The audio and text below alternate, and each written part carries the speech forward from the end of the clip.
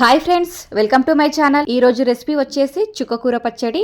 Taste మాత్రం చాలా బాగుంది. చుక్కకూర ఎప్పుడు తీసుకొచ్చినా సరే చుక్కకూర పప్పు అయినా వండుతాం, లేకపోతే చుక్కకూర ఎగ్ కర్రీ అయినా వండుతాం. కానీ ఇలా ఒకసారి పచ్చడి ఎప్పుడైనా చేశారండి? చేయకుంటే ఇప్పుడే ట్రై చేయండి. టేస్ట్ మాత్రం అదర్స్. 10-15 నిమిషాల లోపే ఈ చుక్కకూర పచ్చడిని అయితే ప్రిపేర్ చేసుకోవచ్చండి. అంత సింపుల్గా ఉంటుంది. టేస్ట్ మాత్రం చాలా బాగుంటుంది. ఇప్పుడు చుక్కకూర పచ్చడిని నా స్టైల్లో నేను ఎలా చేస్తానో చూసేద్దాం. ముందుగానైతే చుక్కకూరను మొత్తం ఆకులాకుల మట్టుకు తెంపేసుకోవాలి. చుక్కకూరను మొత్తం తెంపేసుకున్న తర్వాత చుక్కకూరను, పచ్చిమిర్చి, పుదీనా, టమాటా ఇవన్నిటిని మంచిగా కడిగేసుకొని ఒక ప్లేట్లోనైతే పెట్టేసుకున్నానండి. ఒక గడ్డ ఎల్లిగడ్డను మొత్తం తీసుకున్నాను. ఈ చట్నీలో ఎల్లిగడ్డను వాడితే చాలా టేస్టీగా ఉంటుంది. ఇవన్నిటిని ప్రిపేర్ చేసుకున్న తర్వాత స్టవ్ వెలిగించి స్టవ్ పైన ఒక గిన్నెనైతే పెట్టేసుకోవాలి. గిన్నె వేడెక్కిన తర్వాత ఒక పావు నూనెనైతే పోసేసుకొని నూనె వేడెక్కిన తర్వాత పచ్చిమిర్చిని అయితే వేసేసుకోవాలి. చుక్కకూర కొంచెం పుల్లగా ఉంటుంది కాబట్టి పచ్చిమిర్చి కొన్ని ఎక్కువనే వేసుకోండి. మీరు ఎప్పటికీ కర్రీలలో వాడేదానికంటే ఒక 2-3 పచ్చిమిర్చిని ఎక్కువనే వేసుకోండి. ఎందుకంటే చుక్కకూర పుల్లగానే ఉంటుంది. ప్లస్ మనం ఇందులో టమాటా, కొంచెం చింతపండును కూడా యాడ్ చేస్తున్నాం కాబట్టి కొన్ని పచ్చిమిర్చిని ఎక్కువ వేసుకుంటేనే ఆ పుల్లదనానికి కొంచెం బ్యాలెన్స్ అవుతుంది. అందుకే కొన్ని పచ్చిమిర్చి ఎక్కువగా వేసుకోండి అని చెప్తున్నాను. పచ్చిమిర్చి ఇలా వేగిన తర్వాత వీటిని అయితే ఒక మిక్సీ జార్ లోకి అయితే తీసేసుకుంటున్నాను. తర్వాత అదే నూనెలో ఒక 1 టేబుల్ స్పూన్ జీలకర్రని అయితే వేసేసుకుంటున్నాను. జీలకర్ర కొంచెం వేగిన తర్వాత చుక్కకూరని అయితే వేసేసుకుంటున్నాను. చుక్కకూర వేసుకున్న తర్వాత టమాటాలను, పుదీనను, కొంచెం చింతపండునైతే వేసేసుకున్నాను. చిన్న నిమ్మకాయ సైజ్ అంతా చింతపండునైతే వేసుకుంటున్నానండి. ఎక్కువ వేసుకుంటే మరీ పుల్లగా అవుతుంది. ఎక్కువ వేసుకోకండి, కొంచెమే చింతపండు వేసుకోండి.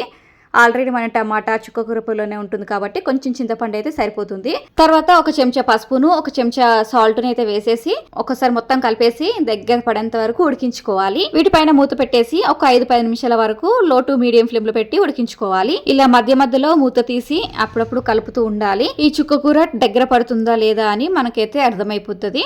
ఇంకో కొద్దిగా వాటర్ ఉన్నాయి కదా అండి, ఇంకొక 2-3 నిమిషాలు అయితే ఉంచేసుకోవాలి. ఆ వాటర్ మొత్తం ఇంకిపోయేంత వరకు అయితే ఉంచేసుకోవాలి. స్టవ్ ని మాత్రం లో టు మీడియం ఫ్లేమ్ లో పెట్టి మాత్రమే ప్రిపేర్ చేసుకోవాలి. చుక్కకూర ఈ విధంగా ఉడికిపోయిన తర్వాత స్టవ్ పైన దించేసి పూర్తిగా చల్లారనివ్వాలి. అది చల్లారలోపు స్టవ్ పైన ఇంకొక కడాయి పెట్టేసుకొని 2 టేబుల్ స్పూన్ పల్లీలను అయితే వేసుకున్నాను.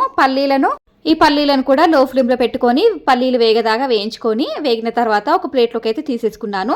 తర్వాత 1 టేబుల్ స్పూన్ నువ్వులను అయితే వేసుకొని నువ్వులు చిట్టపట్టలాడిన తర్వాత వీటిని కూడా ఒక ప్లేట్లోకి అయితే తీసేసుకున్నాను. పచ్చిమిర్చిని అయితే ముందే మనం ఫ్రై చేసుకున్నాం కదండి, వాటిని అయితే ఒక మిక్సీ జార్ లోకి అయితే తీసుకొని ఆ మిక్సీ జార్ లోకి ఇందాక వేయించుకున్నాం కదండి పల్లీలు, నువ్వులను, వాటిని కూడా వేసేసుకోవాలి.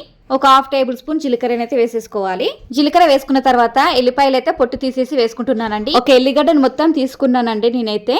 వీటన్నిటిని వేసేసి ఈ విధంగా మిక్స్ అయితే చేసుకోవాలి.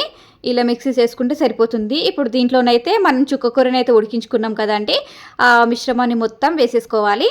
ఈ చుక్కకూరని వేసుకున్న తర్వాత కొంచెం కొత్తిమీరని అయితే వేసేసుకొని మిక్స్ అయితే పట్టేసుకుంటున్నాను. మిక్సీని పట్టేటప్పుడు కూడా పల్స్ ఇచ్చుకుంటూ పట్టుకోవాలి. ఆ పల్స్ కూడా మనం ఎక్కువసేపు ఇవ్వద్దండి. ఒక 2-3 సార్లు పల్స్ ఇస్తే సరిపోతుంది. ఎక్కువసార్లు పల్స్ ఇచ్చామనుకోండి స్మూత్ పేస్ట్ లెక్కలా అయిపోతుందండి. అలా స్మూత్ పేస్ట్ అయితే పచ్చడి అస్సలే బాగుండదు. ఈ విధంగా మిక్సీ పట్టేసుకుంటే సరిపోతుంది. స్మూత్ పేస్ట్ అవ్వాల్సిన అవసరం లేదండి, అట్లయితే అస్సలే బాగుండదు పచ్చడి. ఇప్పుడైతే పచ్చడికి పోపునైతే పెట్టేసుకుంటున్నాను.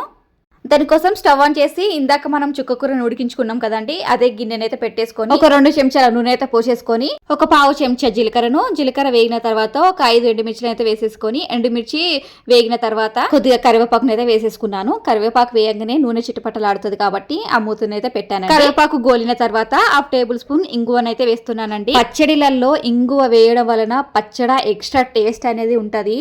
పచ్చడి చాలా బాగుంటది. ఇంగువ మాత్రం మిస్ కావద్దు, ఖచ్చితంగా ఇంగువను వేయాల్సిందే. ఈ పోపు మొత్తం వేగిన తర్వాత మనం మిక్సీ చేసుకున్నాం కదండి చుక్కకూరను, ఆ చుక్కకూరను మొత్తం వేసేసుకోవాలి. చుక్కకూరను వేసిన తర్వాత ఒక 2-3 నిమిషాలు ఆ పోపులో ఫ్రై చేసుకొని స్టవ్ పైన దించేసుకునే. అంతేనండి, ఎంతో సింపుల్గా చుక్కకూర పచ్చడి అయితే రెడీ. టేస్ట్ మాత్రం చాలా బాగుంది. ఖచ్చితంగా మీరు ఇలా ఒకసారి ట్రై చేయండి. ఇంకోసారి కూడా ఇలాగే చేసుకొని తినేస్తారు, అంత బాగుంది. ఈ చుక్కకూర పచ్చడిని అయితే 10-15 నిమిషాల లోపే ప్రిపేర్ చేసేసానండి. అంత సింపుల్ ప్రాసెస్ అయితే పచ్చడి ఎలా ఉందో అనుకునేరు. కొన్ని సింపుల్ ప్రాసెస్ అయినా సరే టేస్ట్ మాత్రం వేరే లెవెల్లో ఉంటాయండి. అందులో ఒకటి ఈ చుక్కకూర పచ్చడి. ఈ రెసిపీ మీకు నచ్చినట్లయితే ఒక లైక్ చేయండి. అలాగే ఈ ఛానల్ కొత్త చూస్తున్న వాళ్ళైతే సబ్స్క్రైబ్ చేసుకోండి. పక్కనున్న బెల్ సింబల్ని కూడా యాక్టివేట్ చేసుకోండి. ఇలా యాక్టివేట్ చేసుకుంటే నేను వీడియో అప్లోడ్ చేసినప్పుడు మీకు వెంటనే నోటిఫికేషన్ వస్తుంది. మీరు నోటిఫికేషన్ రాగానే వెంటనే మన వీడియోని అయితే మీరు చూసేయొచ్చు. మళ్ళీ ఇంకో వీడియోలో కలుద్దాం. Thank you for watching this video.